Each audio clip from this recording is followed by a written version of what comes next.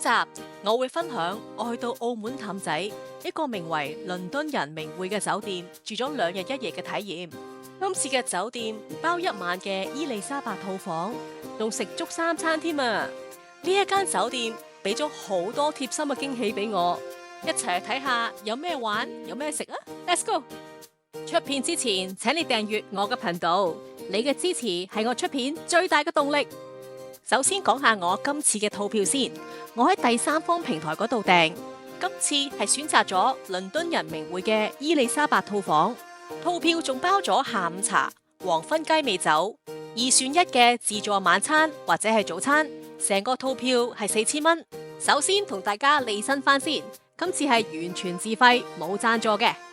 喺入住酒店之前幾日，酒店嘅賓客關係部職員就 WhatsApp 我，問下有冇房間同埋特殊要求。於是我就話今次係慶祝生日嘅，而職員就有問埋生日嘅日期同埋係男定係女，會因應呢啲資料佈置房間。職員亦都會問埋要吸煙房定非吸煙房，亦都安排咗人喺口岸度接我哋。會有酒店主動聯繫嘅服務，一般嘅酒店係唔會有嘅。由此證明酒店非常之重視住客嘅體驗。今次去澳門同上個星期一樣，我都係坐金巴，而上星期出自助晚餐條片，我已經詳細介紹咗坐金巴嘅流程，所以今集就唔多講啦。如果未睇過嘅話，可以睇翻右上角嘅連結。一過咗關就見到酒店嘅職員着住制服舉牌等我哋。沿途去專車嘅時候，仲會幫我哋攞行李。行到去車嘅時候，司機亦都係着住整齊嘅制服等候我哋。呢一架7人 van 非常之乾淨，前面有2支水、一次性嘅濕毛巾、糖果、充電線等等。水係職員開完蓋之後遞俾我哋，而糖果亦都係一樣，絕對唔係自助式。口岸去酒店大概係15分鐘車程，沿途會講解下地方名，好似邊度係氹仔碼頭等等，亦都會通知酒店，話俾佢哋知我哋有幾多行李，同埋仲有幾多分鐘到酒店。一落車就有2位職員喺出邊接我哋，仲有熱毛巾抹手，呢啲簡直就係貴賓級嘅享受啊！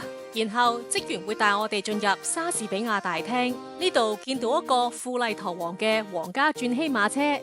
下一條片我會主力介紹倫敦人度假區嘅所有景點。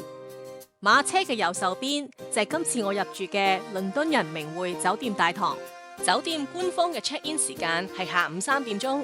由於到達嘅時候只係大概11點左右，房間仲未預備好，所以我哋先提早 check in， 再放低行李。完成手續之後，仲提供咗2支支裝水，仲放埋落個酒店紙袋入邊。呢啲服務真係好周到。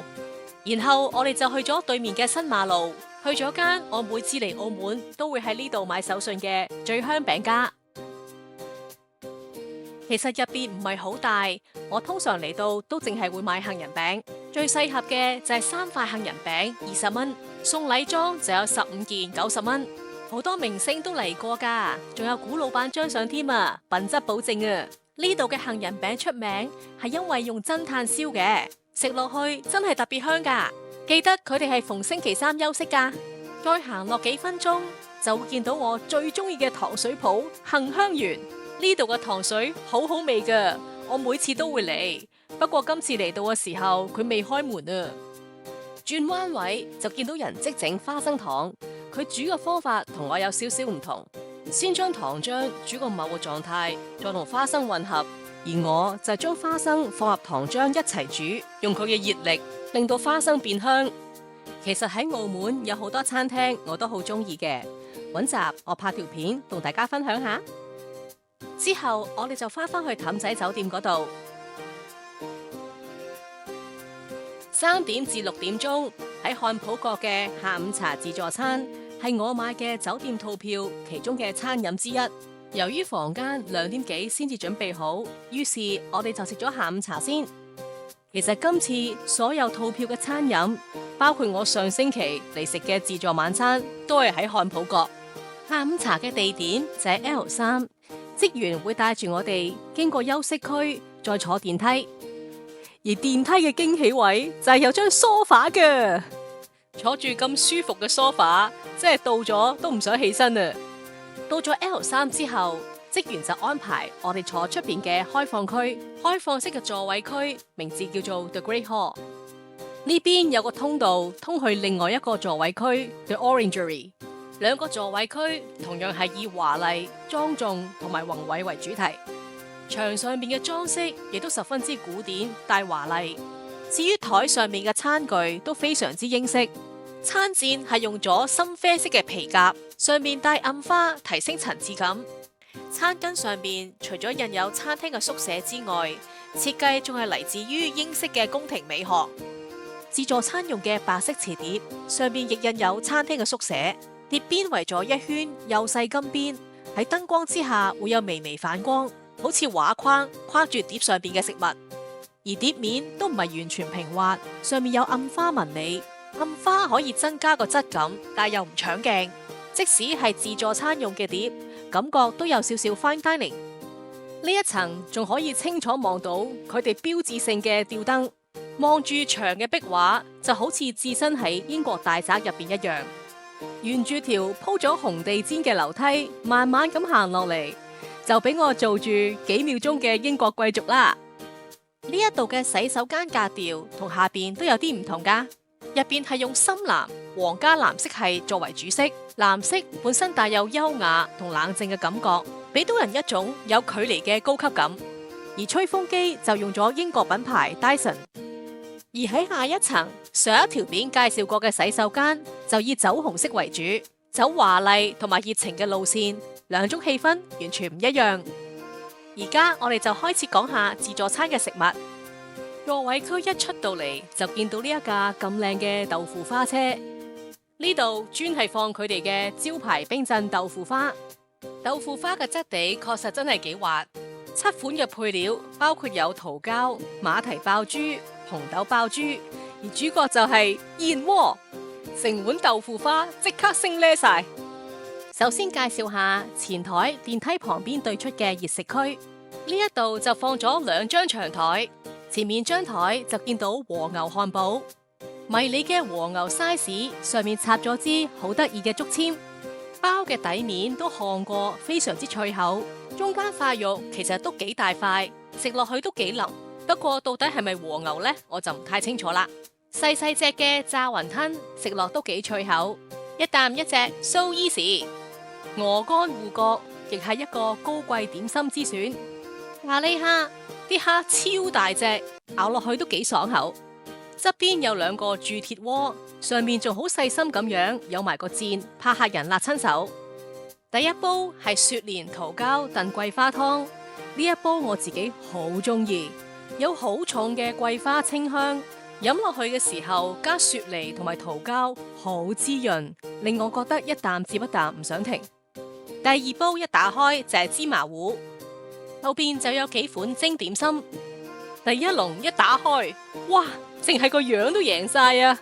紫色同白色嘅交叉紋，上面仲印有餐廳嘅縮寫。入邊嘅味道就幾淡，冇乜味。第二籠仲型仔啊，墨黑色嘅底，上面噴咗金色嘅餐廳縮寫。呢個外形冇得輸嘅就係黑松露鮮肉包，包入邊有一股清清嘅黑松露味。最後一籠就係野菌上素餃，打開入邊都幾多料，食起上嚟味道就清清地。後排台就見到一啲朱古力，有啲熊仔形狀嘅朱古力，好似擺咗喺首飾箱入邊。下邊就用咗啲好有營養、有超級食品之稱嘅可可豆殼碎墊住，切開之後入邊係棉花糖，整體味道一般般啦。跟住就係七彩馬卡龍，食落去都幾煙韌，但係偏甜咗少少。細細粒正方形嘅朱古力，入邊有原味、榛子海鹽或者係肉桂胡桃口味，呢啲喺夜晚自助餐都有嘅。比較特色嘅就係呢盤好似用珠寶盒裝住，上面有金箔嘅圓形朱古力，外形就簡單，其實工藝一啲都唔簡單，係用咗2粒半圓形嘅朱古力外殼，精準咁黐埋一齊，咬落去入邊用咗焦糖化嘅果仁餡，非常之香濃。呢啲圓形嘅七彩朱古力喺自助晚餐都有，入邊有榛子，有啲入邊就有脆脆餡，見到一啲法式嘅常溫小蛋糕。外形長方形嘅法式小點心費雪蛋糕體係以杏仁粉為主，加入咗焦化牛油，所以應該係外脆內軟。但我就覺得佢入邊嘅蛋糕體唔係太濕潤。法式貝殼小蛋糕馬德蓮，中間見到嘅凸起小肚腩係成功嘅標誌。做法其實一般會將麵糊雪完之後再用高溫焗。由於麵糊嘅水分含量通常比較高，所以入爐嘅時候，模具嘅底部先受熱，中心嘅水分就會急速變成水蒸氣。蒸氣向上衝嘅時候，中間就會凸起。個肚臍其實就係蒸氣嘅爆發點。如果溫度唔夠高嘅話，通常就會冇肚臍，就即係唔合格啦。幾款好俊俏嘅法式酥餅，下邊用白朱古力脆珠托住。暖燈下邊照住嘅英式司康，總共有5款咁多。除咗原味之外，仲有開心果、菩提子、橙味同埋朱古力。司康表面係乾爽，而且有微微嘅酥脆，咬落去嘅時候呢係鬆，但又唔會散開嘅。配埋質地濃厚嘅英式忌廉，簡直就係黃金拍檔。上面欖形嘅形狀其實係用咗法式嘅克萊爾成形技巧，做法係用匙羹斜斜地放落忌廉度貼住表面，向前一筆再拉，忌廉就會自然捲起，做成欖形嘅輪廓。其實難度都幾高噶。除咗忌廉之外，上面仲有幾款果醬，保證食法唔會悶。而家行過去第2間房嗰度。呢邊呢間房主要就放咗三文治、前菜同埋生果。全場數一數二好食嘅就係呢個焦燒鮑魚，佢嘅質地厚實，食落去又唔韌，中間仲預先劏開咗，方便入味，配一種好開胃嘅汁，好食。皮蛋二重奏川式煙燻辣椒，最吸睛嘅就係近乎透明嘅皮蛋，醃製嘅時間同埋揀度都要拿捏得非常之好。唔係一般家庭可以做到，呢一個完全係視覺嘅驚喜啊！呢一個名為海底撈，都係值得讚一讚。個汁搞得非常之好，鮮味之餘帶啲香辣，又唔會過火。職員解釋，入邊係用咗蠔油同埋辣冬油調味。辣冬油其實係一款好低調，但係好多人一試就會上癮嘅靈魂級調味品。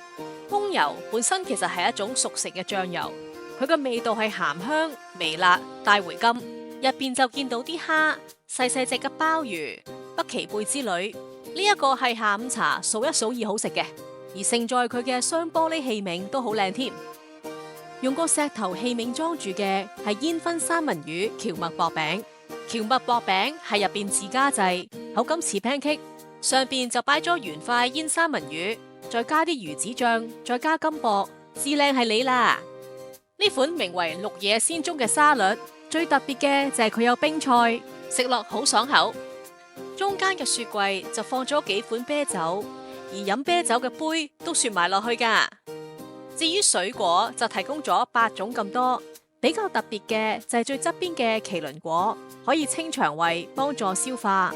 連裝水果嘅碟都好古色古香，3款果仁同埋魚皮花生，而果乾就放咗喺一個白色殼造型嘅碟上面。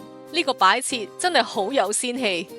2款日式嘅壽司，澳門蟹肉三文治，上面除咗蟹肉之外，仲有啲三文魚子。煙燻牛肉三文治配酸菜、bacon、俄羅斯醬。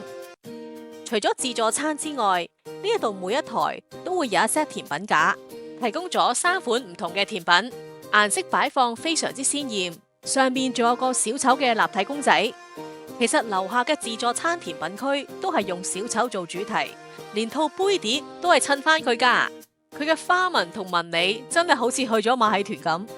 呢一款甜品顏色非常之鮮艷，小丑公仔係白朱古力掃上金粉，仔細位就係旁邊有個小小嘅食用乾花束嘅。蛋糕嘅中心係用咗一種蔬菜叫做大黃做成嘅果醬，因為大黃帶酸。而出邊就用士多啤梨慕斯，一酸一甜，帶出唔同嘅感覺。第2款同樣係顏色好鮮艷，圓形黃色嘅頂部係金筍做成嘅啫喱，口感非常之濃郁，但係好清新。下邊放咗少少紫色嘅食用乾花，帶出活潑感。底部就用咗外脆內軟嘅泡芙，中間放咗軟滑嘅忌廉，整體嘅口感以清爽為主。而最後一款蛋糕就係味道比較濃，用榛子朱古力做主題嘅，上面成個波嘅就係朱古力忌廉，出邊就淋咗朱古力鏡面，所以外面望落去好似鏡咁有啲反光。而花嘅部分就係榛子朱古力，入邊帶有少少微脆。外殼就用咗法式嘅朱古力撻殼，入邊就有個法式朱古力層，質地係介乎於 custard 同埋 ganache 之間，上邊亦都有一層好薄嘅軟焦糖。其實呢幾款甜品嘅組合喺晚餐都完全見過晒，但係個組合方式就完全唔一樣。其實法式嘅甜品好多都採用 entremet 嘅結構，意思即係話每一層都可以獨立存在，亦都可以重新配搭，講求嘅係層次同埋平衡。有啲好似玩 Lego 咁樣，可以靈活變動。台上邊嘅飲品牌就可以俾客人任點。呢度有氣泡酒，比較特別嘅就係0度冇酒精嘅啤酒。呢一度嘅熱茶會用銀器裝住，呢一個幾乎就係英式下午茶嘅身份證。銀器除咗保溫能力好之外，以前只係屬於有錢人同埋貴族家庭，所以功能同埋儀式感係同時存在。呢邊嘅熱茶仲提供咗法國小鸚鵡牌糖，由於採用咗傳統嘅結晶工法，所以每一粒糖形狀都係唔一樣。通常高級嘅餐廳先至會用呢個牌子㗎咋。食到差唔多嘅時候，我就用 WhatsApp 通知職員，於是職員就帶埋我哋嘅房卡，親自嚟到餐廳接我哋入房，而且仲幫我哋拎手袋添。呢一種咁周到嘅服務，我都係第一次見㗎咋。倫敦人名匯嘅酒店房間分別係分佈喺2個建築物，邦德樓同埋貝海樓。今次我哋入住嘅房間係貝海樓15樓，拍完房卡之後就可以撳相應嘅樓層。上到去之後，經過一條深藍色好長嘅走廊，樓層當中亦都見到好多英國嘅裝飾，就好似有啲景點嘅模型同埋相等等。呢度仲隱藏咗一個充滿英國皇室風格嘅徽章。設計靈感係嚟自於歐洲貴族家徽，令成個空間頓時好似入咗皇宮一樣。今次入住嘅房間係1515號，每一個房間號碼上邊都有一盞小燈。設計嘅概念係嚟自於英國街道嘅壁燈，而且加咗呢一啲燈，仲可以令到走廊感覺溫暖啲。下方就有2個勾，當客人唔方便開門嘅時候，職員就可以將派送嘅物品放喺上邊。而門上邊都有啲金邊框住，呢一啲都係仿宮廷嘅細節。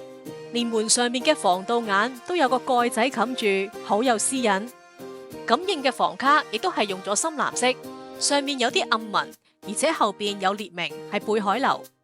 好啦，我哋而家入房啦。其實呢一道門都幾重，不過隔音效果就非常之好。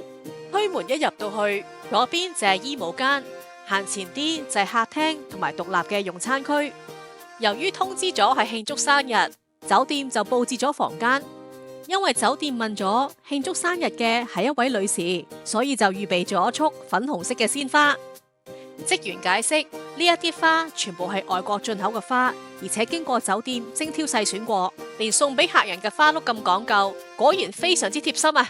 側邊就有個同房一樣顏色嘅藍色氫氣球，印有酒店名，亦送咗一隻倫敦人鬥牛犬公仔，着住英國皇家衛兵嘅紅色軍裝，仲戴住頂高高嘅高帽，好有英國皇室 feel。台上邊就有個信封，背面用咗火漆蠟印，係將蠟滴落去之後，再用印章壓出嚟，上邊有酒店嘅簡寫，好有歐洲皇室嘅書信儀式感。打開係一張藍色嘅卡，入邊就寫歡迎我哋到酒店，所有字都係人手寫上去噶。而喺廳嗰度亦都有好多氣球嘅布置，房間布置之後有濃濃嘅生日氣息，我哋非常之滿意。另外酒店仲準備咗一個半磅嘅生日蛋糕，可以選擇朱古力或者係芒果椰子，有附埋金色嘅蠟燭同埋打火機。蛋糕上邊係淋咗鏡面，旁邊就黐咗啲可可豆殼碎。入邊就見到啲朱古力慕斯，內餡就有個更濃嘅朱古力軟心，整體嘅朱古力味係非常之濃嘅，我自己就覺得好好食。其實我一望到個碟就諗起樓下莎士比亞大廳個地板，因為黑白階磚實在太代表英國啦。其實入房之後，職員冇即刻離開，反而係留低同我哋解釋房嘅細節。今次我哋入住嘅伊麗莎白套房大概有900尺左右。大廳就有張深藍色非常之大嘅 L 字型梳化，有唔同 size 嘅攬枕同埋 cushion。梳化係類似用咗絲絨嘅質地，坐上去好舒服。梳化旁邊有一部 iPad， 呢度可以控制房間嘅溫度，控制窗簾嘅開關，開關所有嘅燈。睇電視嘅時候仲可以用佢嚟轉台。其實 iPad 嘅首頁就已經放咗客人個名，真係非常之客製化。客廳就有個85寸嘅無敵大電視，而用餐區就有一張好靚嘅白色雲石台，而座椅就用咗唔同嘅布料編織咗一種好華麗嘅感覺。對出喺電視機旁邊就有個櫃，拉開個櫃桶就見到好多零食同埋茶包。呢啲杯麵、薯片、金沙朱古力同果乾係完全免費嘅，不過再要嘅話就要額外付費。前邊有提供2款新加坡百年品牌嘅茶包。由於台度有一部咖啡機，所以櫃桶亦有提供相應嘅咖啡膠囊。而咖啡膠囊同茶包嘅 refill 就唔需要額外付費。而旁邊嘅迷你雪櫃一拉開，就見到有8款，總共16罐嘅飲品，呢啲都係完全免費嘅。不過如果唔夠再 refill 嘅話，就要額外收費啦。台度就有放幾支500毫升嘅免費樽裝飲用水，同埋一個意大利嘅牌子 SMEG 嘅電熱水煲。呢個牌子嘅小家電一直都係以復古嘅外形結合現代科技為主。上面嘅櫃就擺咗2個英式茶具之中最具代表性嘅骨瓷杯，瓷器嘅質地係細緻、輕薄同埋半透明。見到呢個貓頭鷹擺設，令我即刻諗起哈利波特部電影添。介紹完個廳之後，我哋就入房啦。睡房嘅門係採用咗白色底，用銀邊做裝飾。今次嘅雙床房，每一張大概係1.35米闊。我就幾中意前面有一張梳化仔，可以擺放衣物。床褥就係絲連床褥，而床上面嘅用品就係歐洲品牌，擺放咗2個長度約80厘米嘅羽絨枕，咁長身，直頭可以當攬枕啊！呢度仲有額外提供咗4款嘅枕頭選擇，好似有蕎麥枕、薰衣草枕、記憶枕等等。床頭提供咗國際插蘇，亦都有 Type C 同埋 USB 頭。台上邊亦都有個無線嘅充電器，底部仲有充電線，所以係唔需要帶充電器嚟嘅。客廳同房間都有提供紙同筆，而家提供紙筆嘅酒店真係買少見少啦。佢哋嘅原子筆仲好有質感添啊！房間有一部65寸嘅大電視，比客廳係細少少嘅。梳妝台度就有一張幾種物料做成好華麗嘅燈，同房間藍色地氈造成強烈嘅對比。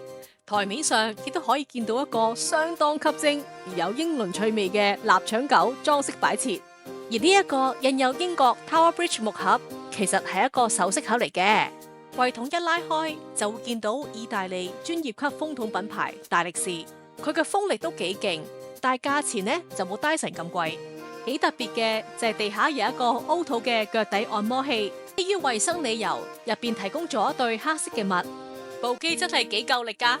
見到一個110厘米高嘅空氣淨化機，有12種嘅風力可以調校。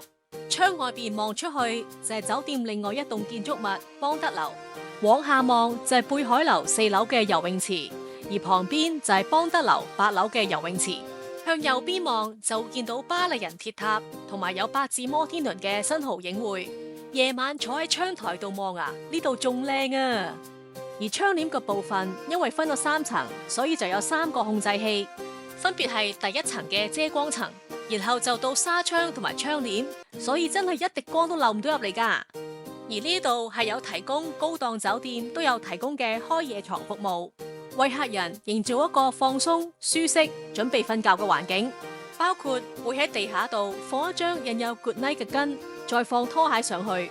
床旁邊就會擺一個質地好絲滑，而且都幾厚身嘅眼枕。床頭會放置水同埋水杯，而剛剛放置喺床嘅 cushion 亦都會擺翻喺衣櫃頂上邊。房間有一道趟門，分隔咗浴室同埋客房。浴室主要係用咗白色嘅雲石，亦都會見到好多塊鏡，做咗一個明亮、寬敞同埋有層次感嘅效果。同樣亦係乾濕分離。馬桶係用咗嚟自德國嘅頂級品牌 Duravit 智能嘅馬桶，除咗有暖板功能之外，仲有自動沖水等等。而廁紙架上邊就有個細台仔，可以擺啲淋嬸嘢。打開隔籬道門就係淋浴間，入邊嘅 rain shower 同埋手持花灑都係用咗德國嘅高端花灑品牌雅生。我幾中意呢度嘅手持花灑頭幾大，同埋出水都幾流暢。旁邊就有張凳仔可以坐低沖涼，亦有提供浴室用嘅防滑墊。洗護用品就用咗英國知名香薰設計師 Jo 創立嘅 Jo by Jo Love。Jo 其實都創辦咗一個香港人非常熟悉嘅香水品牌 Jo Malone。浴室外邊放張凳仔可以擺嘢，洗手盆就有2個，保證唔使打晒膠。地下就放咗2張絨毛地氈，放呢啲地氈其實喺外國就好常見嘅。喺地氈旁邊就見到個體重磅。洗手盆分開咗凍水同熱水2個水龍頭，其實係一個好英國好傳統嘅設計。旁邊好靚嘅深紫色盒仔，一打開就有啲一次性嘅用品。出邊酒店好少會提供嘅漱口水，2支唔同顏色嘅牙刷，牙刷頭幾大，而且軟硬適中，踩上嚟都幾舒服。好多人都會用到嘅牙線，各類嘅棉花用品，比較特別嘅就有綁頭髮嘅髮圈，好多人都會用到嘅浴帽，亦都有提供梳。反而剃鬚用品就係用咗美國國際知名品牌。同其他酒店一樣，呢度有一塊有放大功能嘅化妝鏡。而兩邊嘅燈下方都會放一支水。呢度有一個幾大嘅浴缸，長度有160厘米。如果唔係咁高嘅話，完全可以成個瞓低。缸邊有2個手柄，進出浴缸嘅時候比較安全。仲有一個枕頭仔。比較特別嘅就係浴缸前邊有個電視仔，呢啲先叫識嘆。側邊就有浴鹽同埋沖涼手套。今次我就唔止帶咗2個 friend 嚟，仲帶埋成隊泡泡兵團啊，勁嘅咧！拍咗成日嘢，我都好攰啊，係時候嘆翻下。喺浴室同埋大門口中間嘅通道，其實就係衣帽間。兩邊嘅趟門一拉，就會成為一個獨立嘅空間。地下近門口嘅位置有一個櫃，有成97厘米高，擺幾個大嘅行李箱都冇問題。櫃筒拉開就會見到一個密碼操作嘅保險箱，佢嘅體積比較大，擺部手提電腦絕對冇問題。櫃頂就會見到多一張氈。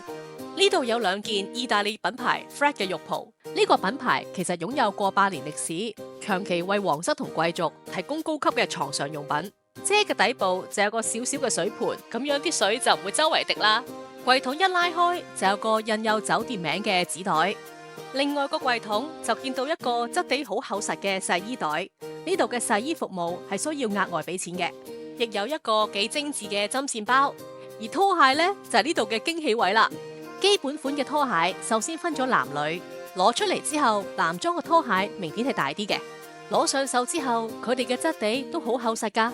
亦有2對升級版嘅一次性豪華拖鞋，深紫色嘅拖鞋上面有啲短嘅毛毛，而底部就有白色嘅防滑膠底，咁就可以避免喺浴室嘅時候跣親。而黑色呢對拖鞋呢，個質地就有少少似燈芯絨。2對拖鞋都印咗酒店嘅縮寫，不過拖鞋嘅底部就係全海綿物料，比較適合喺房或者廳嗰度走動着。呢2對拖鞋太極致啦，我已經帶咗佢哋翻屋企。呢度另外一個貼心服務就係有24小時嘅晾鞋服務，只要將鞋放入呢一個紫色嘅鞋袋，通知前台嚟收，大概係15分鐘至20分鐘之後，職員就可以完成服務，再交翻去客房。攞翻嚟嘅時候，對鞋真係靚咗好多啊！而架上邊就提供咗3款唔同嘅衣架，數量都幾足嘅。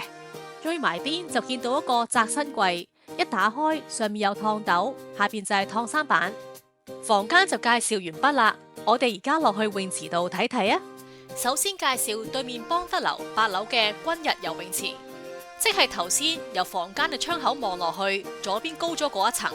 但係當去到嘅時候，游泳池就閂咗。職員解釋，因為維修嘅問題，游泳池暫時唔開放。其實邦德樓 L8呢一層係屬於倫敦人第2間酒店御扁名匯。由於酒店嘅套房有游泳池款式，所以呢度成層都係屬於佢哋嘅。由於游泳池閂咗，於是我就翻返去我住嗰個樓層貝海樓嘅 L4。而呢一度嘅游泳池係分咗2區，分別係君樂同埋君王游泳池。不過好可惜，佢哋最標誌嘅君樂游泳池因為維修嘅關係，都係暫停開放嘅。其實佢就係我房間望落去一個圓形嘅游泳池。職員解釋，旁邊唔同嘅游泳池每一個都有唔同嘅溫度，而今日唯一對外開放嘅就係同層對面嘅君王游泳池。一入到去就有個板顯示今日所有游泳池嘅溫度。泳池嘅開放時間係每日早上8點至夜晚8點。呢一度最大嘅游泳池都幾長嘅，水深去到1.2米。而最淺水嘅區域就係0.3米，呢一度嘅游泳池都非常之有度假村嘅感覺，就好似呢啲好有夏威夷感覺嘅休息亭。而泳池嘅兩邊盡頭都裝有按摩池，一邊係凍水，一邊係暖水。其實游泳池方面我都有啲失望嘅，因為3個游泳池當中淨係開放到1個，同層亦有一個24小時開放嘅明匯健身中心，中心有提供一啲免費嘅健身課程。不過打星星嘅課程就要額外收每人84蚊嘅葡幣。入邊嘅空間唔算好大，但係一般嘅健身器材基本上呢度都會有。而喺更衣室入邊會有啲電子感應嘅 locker， 打開入邊會有毛巾，唔需要喺房間入邊帶落嚟。另外就有一個泳衣脫水器，淋浴間旁邊亦都會有一個蒸汽房。講下，差唔多6點鐘。又係時候到漢普角酒店套票第2個包括嘅餐飲就係黃昏雞尾酒，係每日嘅6點至8點鐘 ，last order 就係7點半。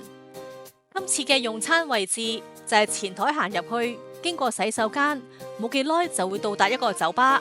餐廳嘅設計係用咗英倫嘅貴族風格，中央嘅吧台就可以坐喺度同調酒師近距離咁傾偈。座位同座位中間嘅距離都幾大，仲有自成一角嘅梳化區添。黃昏雞尾酒係分2個部分，飲品同埋食物。特色嘅雞尾酒可以揀有酒精或者係冇酒精，order係唔限次數嘅。而我今次就試咗幾款冇酒精嘅雞尾酒，將熱情果嘅酸甜配合咗微微嘅辣椒醬，將熱情果加入咗少少嘅辣椒糖漿，再加入氣泡水，感覺幾清爽。第2杯試咗嘅就係皇家花園，用洋甘菊茶做底，混埋接骨木花同埋檸檬汁，再加入雪碧，口感幾清爽，但有啲偏甜。最後呢一杯就係都幾多人嗌嘅倫敦雷子，亦都係用咗接骨木花，加入檸檬汁、蘋果汁，再加啲薑味汽水。呢款飲品幾有英倫風格。至於食物方面，會順住餐牌由頭到尾上一次。如果唔夠嘅話，就可以額外點。總之 last order 就係7點半。首先係魚子醬龍蝦風味脆卷，外形好似迷你嘅雪糕筒，上面仲有金箔添，一啖一隻，好舒服啊！再嚟就係現切嘅24個月伊比利亞火腿，佢嘅肉味都係比較濃嘅，不過味道同我食開嗰啲有啲唔一樣，我唔係太中意。而其他嘅凍盤就包括咗法國生蠔配熱情果、酸辣醬同埋芫茜，味道係酸甜清新，帶出咗生蠔嘅天然鮮味，呢個唔錯。順德油甘魚生撈起，將日本嘅刺身融入咗嶺南順德菜嘅做法，個層次都幾分明，味道就一般般啦。蟹肉撻配全家寶番茄和紫橙魚子醬。香脆嘅撻殼上面有啲古早番茄同埋紫橙魚子，整體嘅味道冇太大嘅驚喜。冰菜配自製芝麻醬、水果番茄和梅子酒啫喱，放喺呢個高高在上嘅承載物上邊，就係炸雞漢堡配葉菜和四川醬。塊雞扒真係幾熱辣辣，幾脆口嘅，入邊唔算太 juicy，但亦都唔係乾，上邊就加咗啲四川醬汁，整體感覺平平無奇。香煎扇貝配巴黎黃油、蒜香醬油和芥末沙沙醬，帶子嘅 size 其實都幾迷你下，整體嘅口感都食得下嘅。烤新西蘭羊肉串配香脆孜然香料和酸奶醬，肉嘅口感偏韌。上海式煙燻鱈魚係一碟經典嘅海派冷盤，做法係先炸後燻。作為一個上海人，我就唔好認同佢嘅味道啦。甜品就有2款，包括黑糖蜂巢糕，顧名思義係用黑糖製造嘅蜂巢蛋糕，食落去都幾煙韌，口感幾得意。最後就係椰香樹莓青檸撻，上邊有一粒新鮮嘅紅桑子，白色嘅部分就係椰子泡沫，有啲似係棉花糖嘅做法，不過再輕盈啲。底部就係撻殼同埋紅桑子醬，食落去嘅時候層次非常之分明。食完之後，其實我有額外柯打生蠔嘅，但係等咗好耐都唔嚟，最後就取消咗走咗咯。上個星期嚟呢度食自助晚餐嘅時候，啲柯打都係亂晒，希望酒店真係可以注意一下。食完嘢之後，我哋就出去觀賞夜景。職員話最佳欣賞倫敦人夜景嘅位置就係對面巴黎鐵塔嘅5樓，而且係費用全面。去到巴黎人酒店5樓嘅時候，就揾巴黎鐵塔嘅入口，順住條路經過9曲13彎，過埋個售票處就會到達入口，穿過隧道頂部就會到達巴黎人鐵塔5樓室外嘅部分。呢度除咗可以望到成個倫敦人度假區之外，仲可以望到威尼斯人。有時間嘅話，我都幾推薦大家上嚟睇一睇。晨早起來，清新開朗，陽光溫暖，帶來無限美。瞓飽飽，又係食早餐嘅時候啦 ！Go go go！ 今次都係嚟返熟悉嘅漢普閣，而我購買嘅酒店套票可以選擇早餐或者晚餐。由於上個星期我已經喺度食咗自助晚餐，所以今次我就揀咗自助早餐啦。先嚟睇睇個價錢先。早餐嘅正價成人係460蚊，而晚餐嘅正價成人就係988蚊。如果係照價錢或者係食物質素嚟講呢，其實確實係選晚餐抵啲嘅。職員亦都有解釋，暫時自助餐係唔可以用金沙會嘅積分兌換。不過，如果係酒店發邀請函過嚟住嘅客人，佢哋嘅套票就有機會喺度包埋免費嘅自助餐。翻返嚟自助早餐，供應嘅時間係每日7點鐘至到晏晝1點鐘，即係可以食足6個鐘。但係中間離場嘅話，就唔可以再返嚟。供應食物總共有2層，我哋睇下每一層有咩分別啦。上層嘅地點就係琴日食下午茶嘅地方，呢度同樣係有自助餐區。但係食物嘅款式就比樓下少，但係就有啲食物係樓下冇供應嘅，就好似呢個名為維斯滿滿嘅鮮榨紅蘿蔔汁，樓下就冇呢個款式。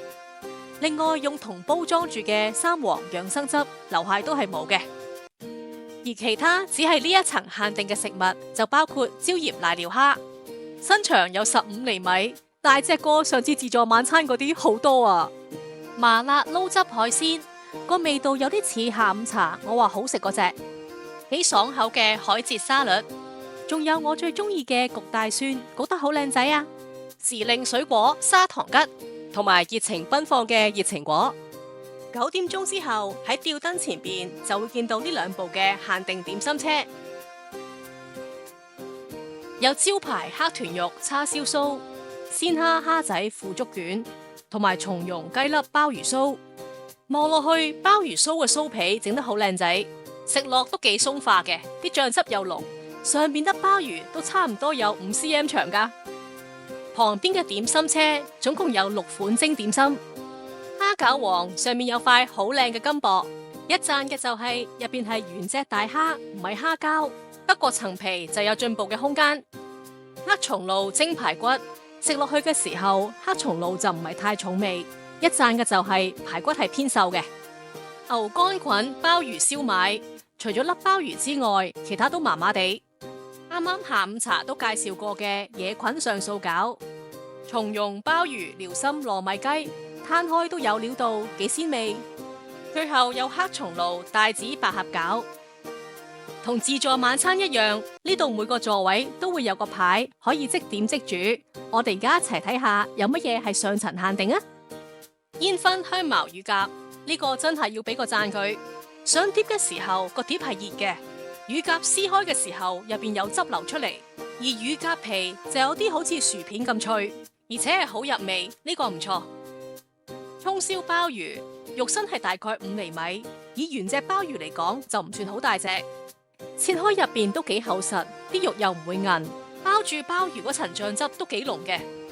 淋金桔醬蒸生蠔，整體感覺就一般般。而點心類嘅就有 XO 醬叉燒腸粉，層腸粉嘅皮做到半透明，而且好滑，食落去嘅時候，我係諗起深水埗好出名嗰間腸粉店嘅。呢一個嘅整體感覺都唔錯。瑤柱鮮蝦鮑魚灌湯餃，佢嘅尺寸唔係好大，墮落去大概係4-5厘米左右，非常之適合自助餐。層皮就做得唔係厚，但係啲肉呢就欠缺彈性，但係入邊都好明顯見到有蝦同鮑魚。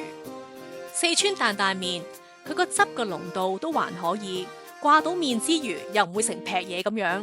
不過佢醬汁嘅味道同埋個麵條本身嘅質地，同我食開嗰啲好唔同咯。椰皇燕窩桃膠雪蛤布甸，底下白色布甸嘅部分好香，應該係加咗椰奶嘅。上層嘅燕窩桃膠同埋雪蛤，俾人一種好滋潤嘅感覺。成個甜品食完之後，個人好舒服。其實入座嘅時候，職員一般會帶客人去下層坐。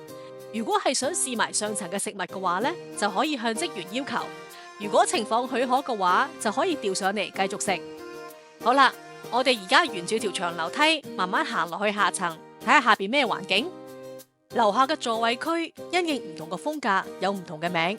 有貴族客廳感覺嘅 Tudor Lounge， 源自英國宮廷內嘅觀禮廳 Watching Chamber， 同埋以亨利8世年代為廚房靈感嘅 Henry's Kitchen。下邊嘅座位上邊同樣有一個即點即煮嘅牌，睇下有乜嘢係樓下獨家。今日就有個海底椰花膠燉湯，撈落去其實都幾多料噶，不過略嫌個花膠就薄咗少少啦，而個味道都算幾清甜嘅。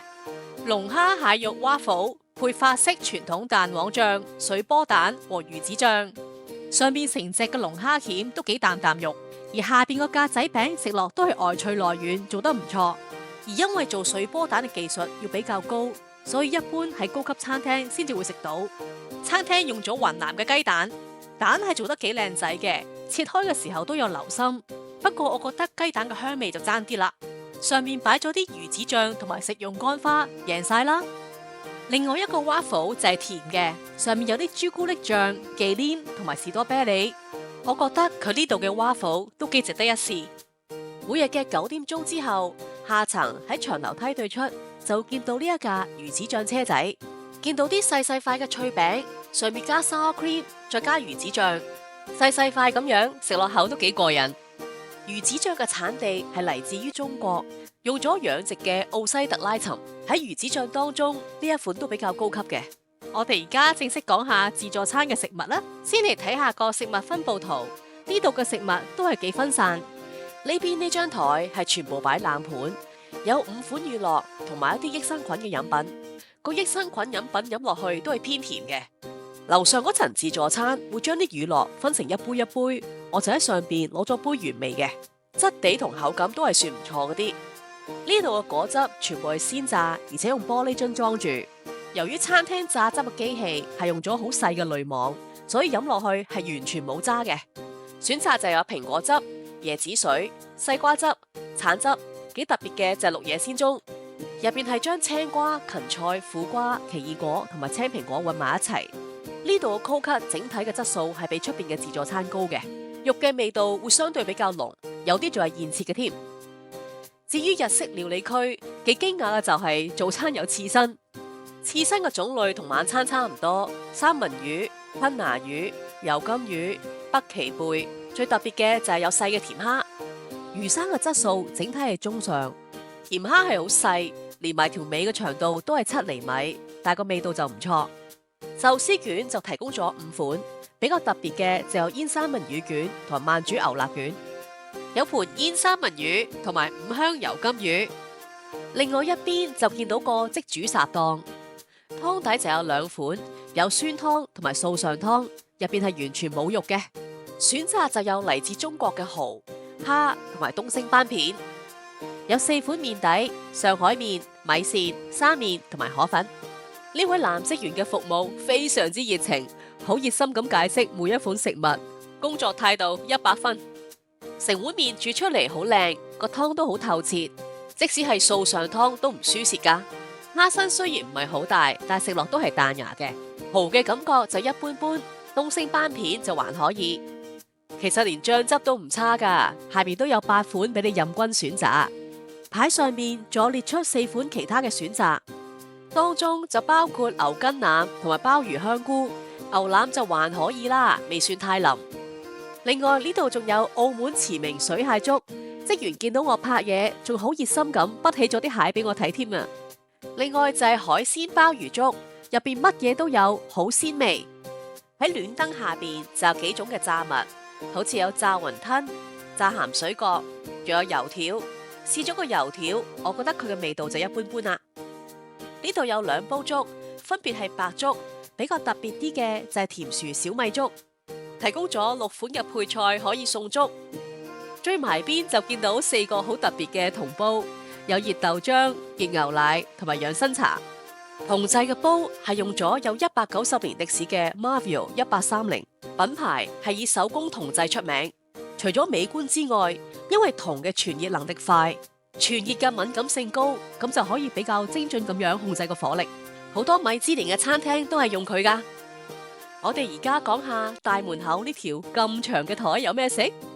追埋邊就見到4個蒸籠，第一籠一打開就係糯米粟，望落去嘅時候係半透明，而咬落去呢就會有煙韌嘅感覺。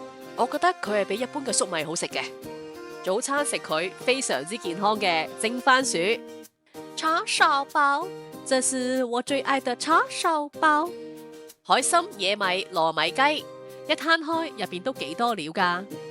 呢邊好似見到自助餐嘅王牌喎，呢盤燒腩仔真係好好食，層皮好脆好脆。呢一個16小時慢煮牛肋骨喺自助晚餐都出現過。肉質腍，而且有肉味，仲幫你切好晒，果然係王牌之一。同晚餐一樣，呢度嘅醬汁都好講究，係用咗一款嚟自法國香檳名莊嘅皇室級芥末，淨係高檔餐廳先至會用佢㗎咋。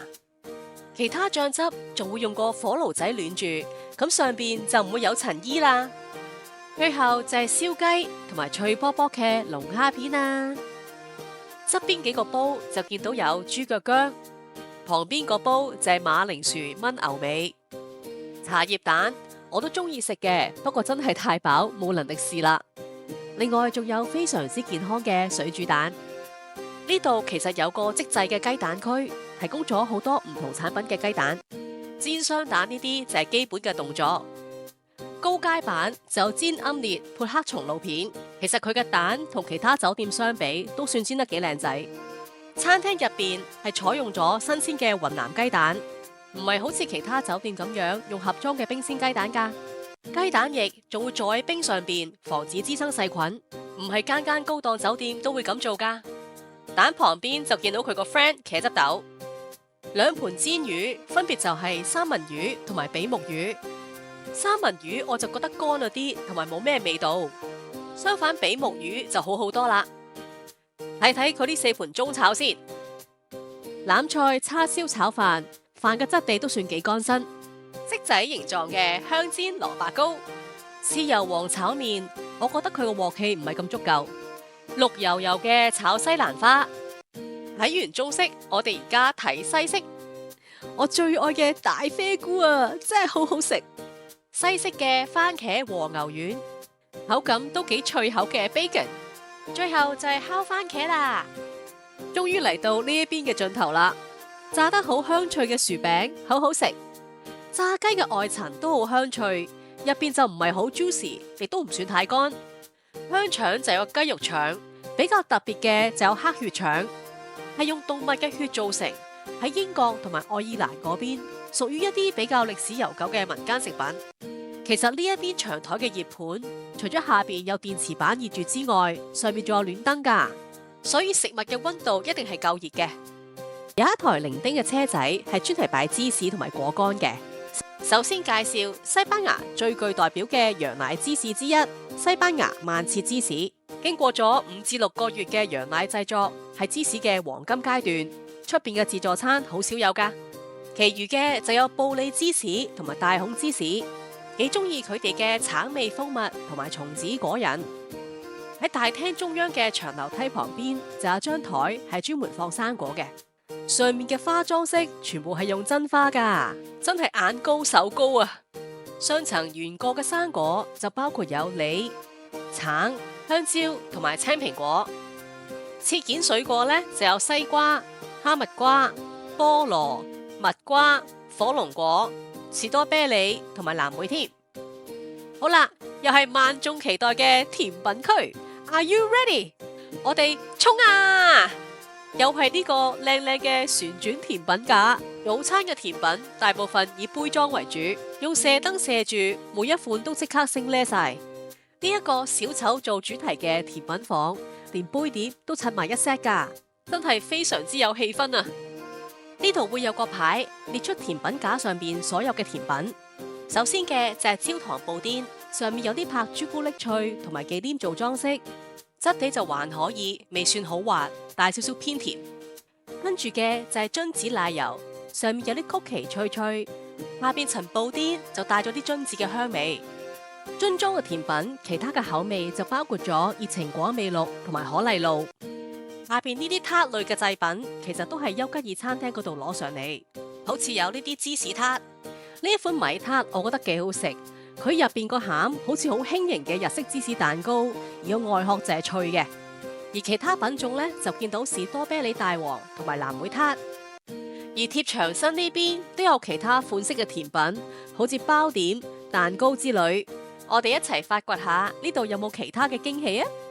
先嚟講下近門口嘅 cereal， 好中意佢哋用啲細細個玻璃樽裝住啲 cereal， 咁樣可以保持個脆度，真係好為客人着想啊！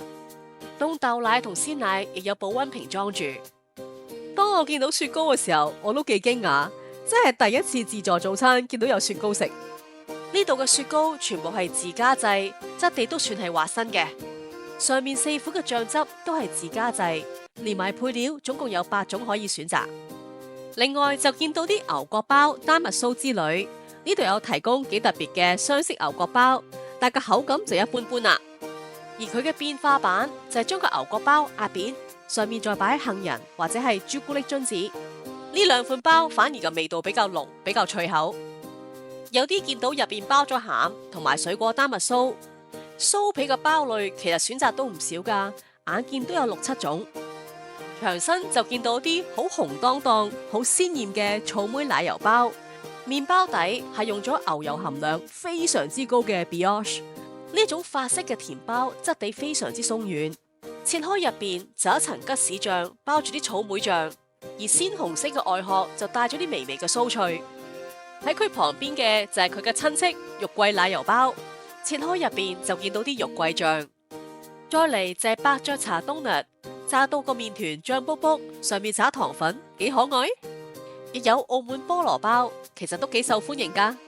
其餘嘅包類呢，就包括好多甜包、soft roll、芝麻包等等，有提供果醬或者牛油之類嘅，呢啲我就唔逐一介紹啦。幾中意佢提供咗個吐司翻熱機，整體嚟講，佢早餐嘅甜品只係一般。無論係個外形同埋品質，都同夜晚爭好遠。好啦，自助餐嘅食物就介紹到呢一度。其實樓下喺紀念噴泉旁邊有間丘吉爾餐廳，餐廳嘅名字係取其於第2次世界大戰期間嘅英國首相丘吉爾。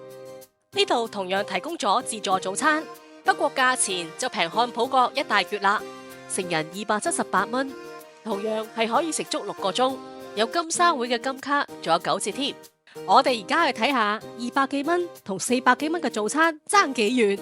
去片呢度嘅前菜區就有啲三文魚同埋凍肉之類，靚靚嘅切件水果。雜菜就以蔬菜同埋丸類居多，而漢堡角就會提供一啲比較貴價嘅食材，好似蠔仔啊、東星斑片同埋鮑魚之類。有幾款中式嘅粥同埋油條，有台好精美嘅中式點心車。驟眼望落去呢，就大路嘢偏多，而漢堡角嘅點心好明顯就精緻啲，例如燒賣上邊會有粒鮑魚，蝦餃上邊會放金箔，同埋用黑松露之類。嚟到熱食區，見到個即煮嘅雞蛋區，比較特別嘅就係餐牌有 Egg Benedict，而漢堡角都係 Egg Benedict，但係就喺台度點，而且仲有埋原隻龍蝦鉗、魚子醬同埋乾花。亦都見到好多英國早餐嘅經典西式熱盤，呢啲食物大致同漢堡角係一模一樣嘅。肉類區亦都好多選擇，有烤牛柳、蜜糖烤火腿，但係款式就以普通肉類為主。而漢堡角就會有佢哋嘅明星產品16小時慢煮牛肋骨，同埋層皮超脆嘅燒肉。另外張大台就擺一啲烘焙嘅產品，同樣係有雙色嘅牛角包同埋澳門嘅名物葡撻，但係好明顯包類嘅選擇比漢堡角少好多。另外特別嘅就係呢度嘅鬆餅係用天然酵母，唔係一般嘅泡打粉，因為經過自然發酵，食起上嚟比較有層次，同埋口感都唔同。不過始終漢堡角係即點即整，口感一定係更勝一籌。各類型嘅芝士麵包架係倫敦塔橋造型，有頭先喺漢堡角都見過嘅澳門菠蘿包同埋醬卜卜嘅冬甩。佢哋將蘋果放咗喺個好特別嘅架上邊，好似哈利波特電影咁。側邊有個舊式嘅古老櫃，欣賞到一啲古舊嘅飾物。一讚嘅就係呢度有大量嘅鮮榨果汁，呢個價位有鮮榨果汁，我覺得真係好有誠意啊！不過佢哋嘅鮮榨果汁就係有渣嘅，而漢堡角嘅果汁好明顯係清澈好多。有多款嘅 cereal 可以選擇，亦有細細個嘅歐包，有名牌嘅吐司翻熱機，上面仲有說明書添。咁如果比較之下呢，漢堡角走嘅路線比較高端，而優吉爾餐廳呢就係日常早餐。如果食物種類嚟講呢，優吉爾餐廳都唔少，但係偏向精簡，而漢堡角呢就係勁多，食物係足足遍佈2層樓嘅。咁如果你係講氣氛同打卡嘅話呢，就一定係漢堡角啦。佢哋用小丑做主題嘅甜品區，淨係裝修都贏晒噶啦。優吉爾餐廳嘅裝修呢係走 casual 路線嘅。咁我自己就個人認為，如果酒店套票冇包到早餐，而你要求又唔係咁高嘅話呢，其實優吉爾餐廳都係一個唔錯嘅選擇。不過如果係慶祝特別節日嘅話呢，嚟漢堡角試下，我覺得都係值得嘅。希望呢一啲意見可以幫到大家。喺優吉爾餐廳旁邊就有佢哋專屬嘅禮品店，入邊有麵包同埋蛋糕可以買。餅櫃入邊所有嘅蛋糕款式都會獨立攞個 spotlight 照住，就好似入咗高級嘅珠寶店一樣。如果有睇我上一條片喺漢堡角食自助晚餐嘅話，就有提到食自助晚餐如果係慶祝生日嘅話，送嘅生日蛋糕其實係優吉爾餐廳度攞出嚟嘅，每件蛋糕都幾廿蚊起跳，所以餐廳好有誠意噶。食完早餐之後，我哋翻房唞咗陣間，之後就退房。酒店嘅退房時間係晏晝12點鐘，視乎房間情況，可能可以延遲到晏晝1點鐘。去到大堂就會有個退房箱，將個房卡擺落去就得噶啦。整體嚟講，我對今次嘅住宿都幾滿意，特別係一啲貼心位，就好似入住前幾日會有職員 WhatsApp 同我哋聯絡，了解有冇啲特別嘅需要。呢個位我真係覺得好細心，而且今次慶祝生日，酒店都好花心思，準備咗一個外國進口嘅鮮花，一個蛋糕，仲有氫氣球，仲有張幾特別嘅卡，真係加晒分啊！另外仲有埋口岸嘅接送服務，可以直接送客人去酒店。雖然只係單程，但係對拎住行李多嘅住客嚟講都幾方便。至於食物方面，無論係漢堡角嘅下午茶、晚間雞尾酒或者早餐，整體水準都係唔錯嘅。所以如果你慶祝生日或者特別節日嘅話，我覺得試一次係可以嘅。喺下一條片，我就會專門介紹倫敦人度假區入邊有咩景點，同埋比較下4間酒店有咩唔一樣。好啦，今次條片都幾長，同埋同大家講聲唔好意思先，因為最近重感冒，把聲沙晒。多謝你睇到最後啊！如果你都中意呢條片嘅話，就麻煩你按讚、分享、留言啦。我哋下次見，多謝晒。